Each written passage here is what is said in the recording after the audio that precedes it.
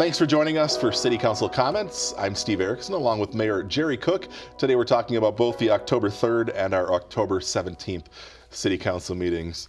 Thanks for coming back. Absolutely. Thanks for having me. Always a good time.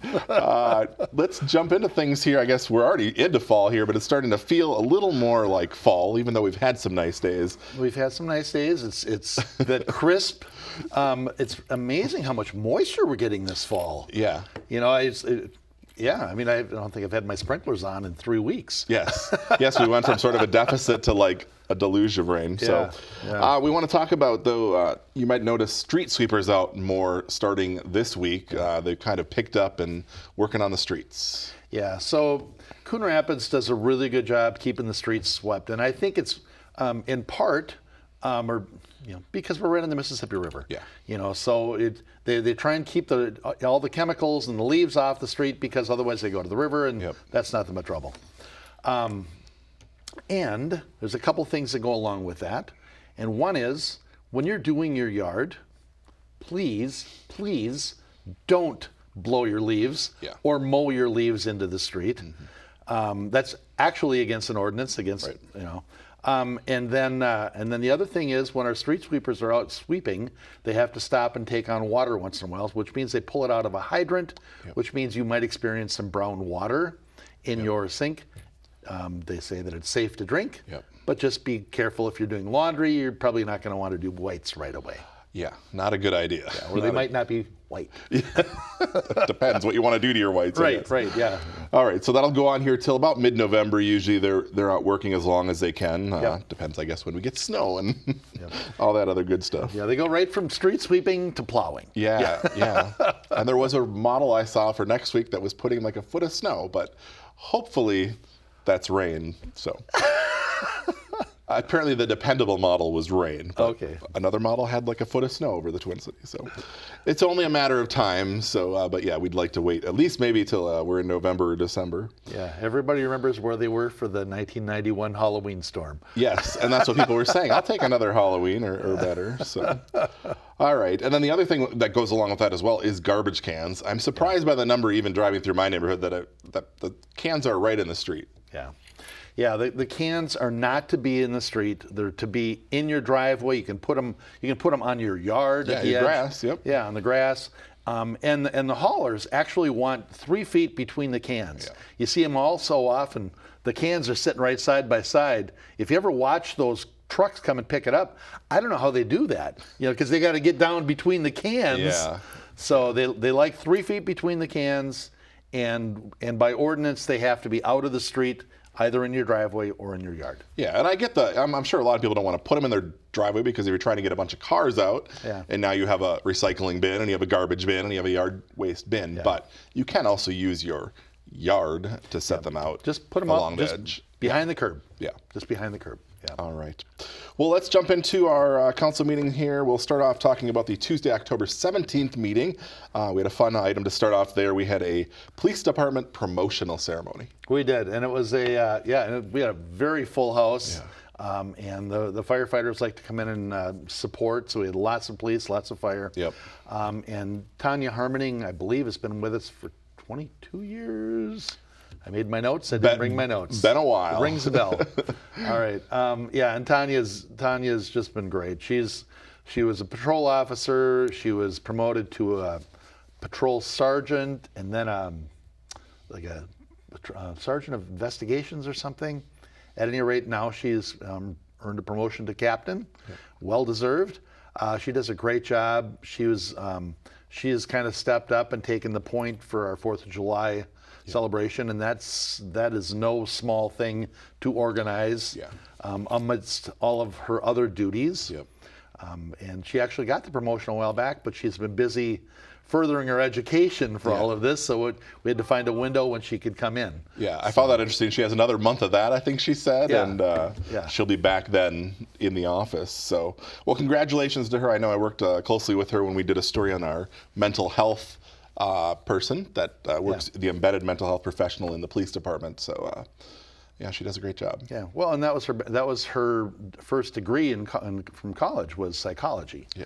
So that was a perfect fit for her to sort of help with that position. Yeah. Yeah, no, so yeah, we're very excited, and congratulations to Tanya. All right, and she was the star of the show last night because pretty much when her ceremony was over, everybody left. Everybody left. There were 2 people left. One, she's just about at every council member and council meeting, just paying attention. Yeah. You love that when residents do that. Yeah. And then the other one was an open mic person. Yeah. So. Alrighty. Council adopted a resolution accepting a donation of the Senior Services van. Yeah. So Coon Rapids Chrysler has been very generous with their seniors for years, allowing us to use a van, servicing it, and taking all of that. And now, for whatever change, something changed there, where they just said, you know what, we just want to donate this van to you rather than lending the van. Yep. We're going to donate the van to you. And so now we're responsible for the maintenance, and that's fine. It's in very nice shape for its age, low miles, and our fleet person, maintenance person looked at it and said it's in good shape, and so we accepted the donation of that. Which is great to still have that because that's a big asset for the senior center, and a lot of folks need that to kind of get to the senior center. Right. Yeah. There's a lot of them that don't have transportation anymore, so it's a really affordable way for that. It's like $1 or $2. I mean, it isn't very much to get a ride over with it. All right, so we have that van now in our possession. Council adopted an ordinance restricting parking on 131st Avenue between Crooked Lake Boulevard and Arrowhead Street. This is up in the Crooked Lake Park area, and that is actually what's kind of causing this ordinance, correct? Yeah. So several years ago, Crooked Lake Park was completely redone. Beautiful park, now extremely popular. It's always been a popular destination park, and now it's been very, very busy. And that's attracted parking all over. The lot fills, and then the cars just fill the streets around there. So 131st is kind of a major road getting in and out. You've got houses on one side. So we've created a no parking zone seasonally, so when the park is busiest, on the south side of 131st, just to try and make the road more passable and make it better for the folks that live there. All right, so again, that's seasonally, and I believe it was May 1st through September 1st. Does that sound correct? Yeah, I don't recall. I just remember it was seasonally when the park was busiest. Yes, effective May 1st to September 1st every year. So this will start next May officially for the first time and go through the busy season next year. All right. Council also adopted a new ordinance. This amends the licensing of rental dwellings, banning short-term rentals. Yeah. This is a tough one because this kind of goes against a lot of our kind of core private property rights values. But there's really only a couple places in Coon Rapids that would be popular for the VRBOs or the vacation rentals, and that would be our properties along the river and our properties on the lake. And particularly the properties on the lake, they're small lots. Almost all of them are single-family, owner-occupied homes, and they have this beautiful community up around the lake. We've had a couple that became VRBOs, and we said it's not allowed, but we're going to kind of see how this plays out. And it didn't play out well. We had lots of complaints from the neighbors, too many cars, too many people, too much noise. And the problem is the complaints would come in on the weekends when our code enforcement that would deal with it, they're not here to deal with it. And the concern is that if the neighbors around it go, this isn't working out, and then they do that with their property, we've changed the entire character of the lake. And we really don't want to lose that nice community character, the neighborhood character of the lake. So we've prohibited short-term rentals in Coon Rapids. Okay, and this is 30 days or less, correct? That's what I believe that. Right. Yeah. Well, yeah, that makes sense. Yeah, because it falls under. You can still obviously rent properties in town. You can get a rental license and rent properties. Yes. But you have to do background checks and you have to register your leases with the city. Okay. So. Yeah, this says 30 days or less is what it bans. And then there's something else I was going to say with that, but now I'm drawing a blank. That would be kind of by definition short-term rental. I would say. Exactly. Short-term memory as well. The bedroom, though, people can still rent out rooms in their home, right? This does not prohibit that. This, as long as they're still occupying it, the right? So now you're kind of talking about the Airbnb thing. Yeah. Yeah, and what the city, Or I'm talking about just a room that people can rent. Someone wants to rent out. Yeah, their house. Isn't that Airbnb? I'm not sure, but I'm just being specific, so we don't say the wrong thing. Yeah. Yeah, well, and that's because that doesn't trigger a rental license because your home is still homesteaded. Yeah. Okay. And you're still occupying it. It's still being primarily used as your personal residence. Right. You're just renting out a room while you're occupying the house. Right. That is not part of this ordinance. Correct. Alrighty. Council introduced another ordinance. This revises fees for 2024. Kind of standard thing that staff reviews the fees each year and makes recommendations for changes. Right. All of our fees have to be related to whatever the actual cost for the fee is. Yeah. It has to be commensurate to what it costs us to do it. Yeah. All of our costs went up. I mean, when you look at all of the pressure on wages with the inflation, so we had to raise the fees accordingly. And so 3.5% across the board. It wasn't a significant fee change for most fees. Just trying to keep up a little bit. Okay. And then we've got some changes to our alcohol licensing fees, but those can't be just done by council action without a public hearing. Okay. So we passed the license fees increases that we could. Yep. And then anything to do with alcohol and those licenses are going to a public hearing, which will be at the next meeting. Yep. So that anybody that has one of those, if they think that we're not being reasonable, they can come in and talk to us about it, or anybody can. Okay. And then after the public hearing, we can take action on those fees. Okay. So there'll be a public hearing on the alcohol portion on Tuesday, November 7th. Council starting at 8, right? 8 p.m. Yes, which is a little different because we're actually going to have a council meeting on election night. Yeah, because normally we would go to a different night. Yeah. But it's a school board election, which is a very important election. Yep. But a lot of Coon Rapids isn't even part of it. Right. So we just decided to wait and start the meeting at 8 p.m. when the polls close, which we can do. Yeah, which is allowed, yep. All right, so that'll be at that meeting. Council introduced another ordinance. This restricts parking on 95th Lane from Foley Boulevard, 125 feet northwest towards Norway Street. I just thought it was interesting because I was typing this in, and towards is kind of a sort of general thing, but not super specific. It almost sounds a little ambiguous. Yes. So this is all part of the reconstruction down there. Foley was completely reconstructed. Yep. We added a new road in from Coon Rapids Boulevard into that area. Yep. Norway Street, I think, is the one that we added. Okay. At any rate, this is the lone home down there. That and the street that goes in front of it starts out narrower and then widens at the home.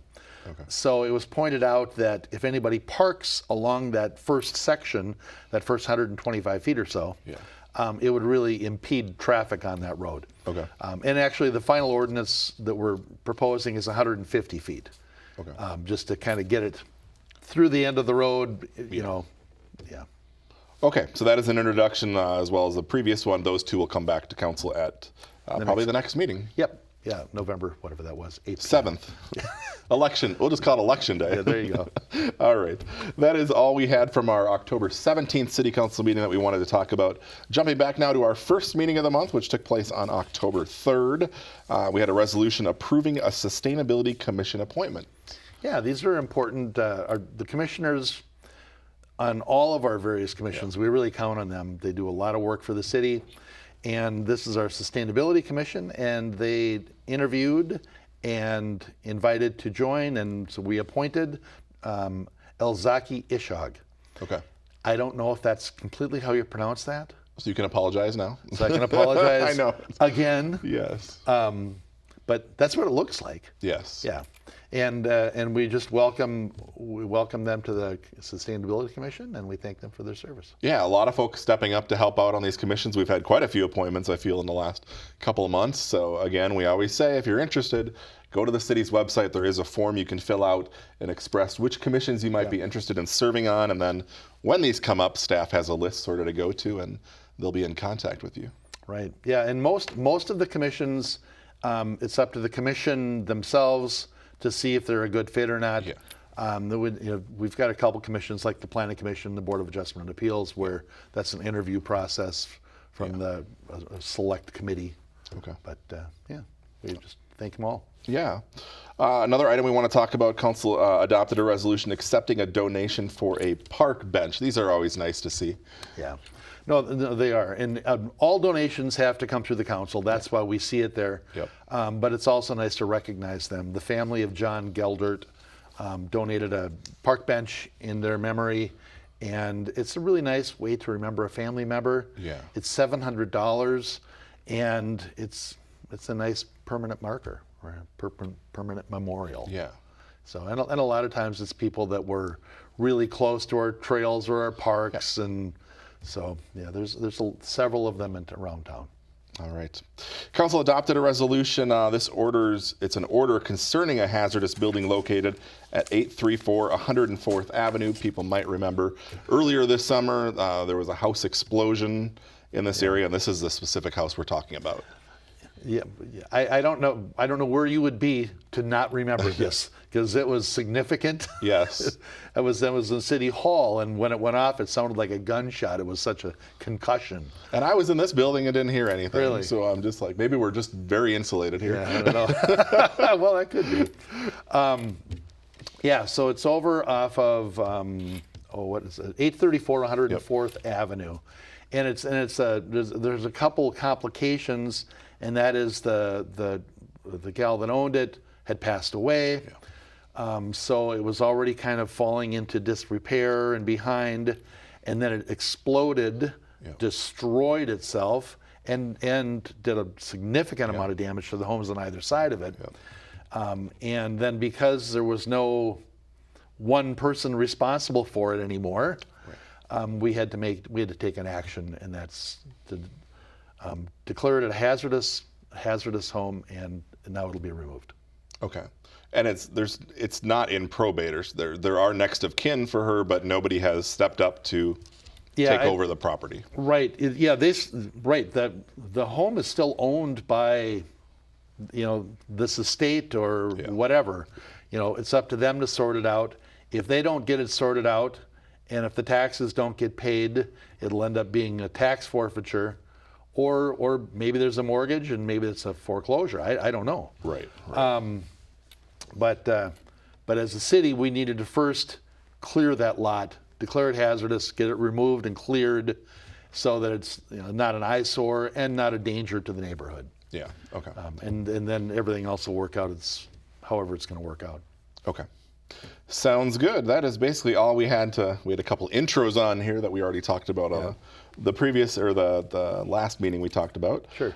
Moving on, we want to talk about upcoming Rocky's Pumpkin Patch. It's just a couple days now, so you might see this after the fact, but this has become a huge event here in Coon Rapids. It really has, and if you have not been there, have not seen it, I encourage you to. You've done some great coverage on it at CTN. And it really captures the essence, how much fun it is, and how well attended it is. And it's really weather dependent. Yep. But hopefully it'll be a nice Saturday again, and it should be a nice turnout. And I think we've got 1,200 pumpkins to give out, and they've got all kinds of. They've got the vents for the kids, and like the Pat inflatables. Councilmember Carlson's there calling bingo, and community groups. Rent spaces and then hand out candy, and it's just a very fun event. Plus fire, public works, police, lots of photo ops for the kids. That's always fun when you bring the kids and the grandkids down. Yeah, thousands expected, I think. So if you can get out there, it's Saturday, October 21st, 10 a.m. to 1 p.m. at Sand Creek Park. And if you're watching this after the fact, you can get it on your calendar for next year, because I imagine it'll be back. And I think it's great, too, that these organizations, that's a big part of it as well, that people learn about the different youth organizations in town. Right. And if you are seeing this before the fact, get out there right away. Get out there early. If you want a pumpkin. Because last year we did run out of pumpkins. Yes. That's a good point. It's wall supplies last. All right, we talked about street sweeping and brown water. That is going on for another month here. One other thing to mention here is winter parking restrictions will be starting here pretty quick. Yeah, every winter every winter we have winter parking restrictions that go from November 1st until April 1st. Yep. 2 a.m. to 6 a.m. in the morning, you cannot park on the streets, 2 a.m. to 6 a.m. That gives us an opportunity to get out and plow if we're snowing. It gives us an opportunity to make sure that all the cars actually are capable of getting off the street. Yes. Because you've got a lot of cars around town that they don't move anymore. They just sit there and store them there. So it gives us an opportunity to make sure the streets can be cleared. All right. And garbage cans are not allowed on the street year-round. Correct. Behind the curb. Behind the curb. But also, too, with the winter parking, there is the overnight ban, but there's also, anytime there's a snowfall of 3 or more inches, cars should be removed any time of day until streets are plowed curb to curb. Yeah. I mean, yeah. And I would say anytime there is a snowfall, make sure they're not on the streets, because even if it's less than 3 inches, sometimes they'll get out and plow it out because if they see something else coming. Yes. So. Then you don't get those things in your neighborhood where they've gone around the cars and your street is a little messy. You are not popular with your neighbors when you get those berms around the cars. That is true, especially when they're really deep. Yeah. All right. I asked if we should talk about it yet because December seems like it's far off, but it's really not. The Community Tree Lighting Festival is back again this year. Right. Saturday, December 9th. We moved it back to the second Saturday of December because, frankly, we didn't want to compete with the Anoka tree lighting. Yeah. The Anoka tree lighting is so long and so established, and it's a wonderful event. This is a wonderful event. It's just a little bit different. Yeah. You know, Anoka is more commercial. You've got all the bars around there. You've got all those things going on. Ours is more of the Hallmark event, or the Currier and Ives, or however you want to describe it. Yes. But it's going to be a great event, and it's going to be, I think Santa is going to be arriving at 4 p.m. Okay. And then the tree lighting will be at 5:30 p.m. Okay. Last year we added fireworks, which turned out to be a pretty big thing. Yeah, I thought it was going to be really quick, and it was actually 2 or 3 minutes. I was impressed. Yeah, it was quite a bit. Yeah, it was good. And then the Coon Rapids Raven Street Project, which is their show choir, they come out and they'll be performing. We roll in the show stage, and it's just a really nice event. Half a dozen big bonfires going, and hot chocolate and cookies. And one of the things that's nice about this is you don't get your wallet out. Yeah. You know, I mean, the cookies and the chocolate are supplied. Yep. Excuse me. There will be an opportunity to donate food for the food shelf, or you could write a check to the food shelf. Yeah. But you will not have your children or grandchildren going, please buy me this. Yeah, so I need more money for this. Yeah, because there's no opportunity to spend any money there. But they've had fun. And even last year they had little sledding hills that some people brought sleds. But it's a nice family event. So we'd encourage people to get out to it. Again, Saturday, December 9th. It goes on from 3:30 to 6 p.m. over at Boulevard Plaza. I suppose we should mention the location if people aren't familiar, which is on the grounds of the Coon Rapids Ice Center. And please dress warm. Oh, yes. Oh, my gosh. The first year we were out there, there would be little girls in their little skirts and their little shoes, and you're going, what are you doing? I know. It's like you want to dress up, but yet there's the reality of Minnesota weather, right? It's an outdoor event, so dress warm. Yeah. All right. Looking forward to that. And I imagine Rocky will be there this year. Rocky will be there, and I don't recall there's also that snowman that we have. I don't know his name. I don't know. I'll look into that and see if I can figure out what his name is. All right. That's all I got, unless there's anything else you want to add. No, I think we're good. All right. Appreciate you being here today. Thank you at home for watching, and we'll see you back here again after our 2 meetings in November.